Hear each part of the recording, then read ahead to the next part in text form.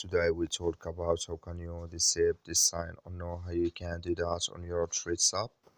So you just follow this ways, then it's going to work with you. So all you have to do, so you just go down here, you click here on this sign down here, and you just click on it. So then it's going to take you to your profile here. So then all you have to do now, just go here above this sign, click on it. So then you come to next step here, it's going to show for you like this. Then you click here on notifications, just click on it here. Then it's going to take you to this list here.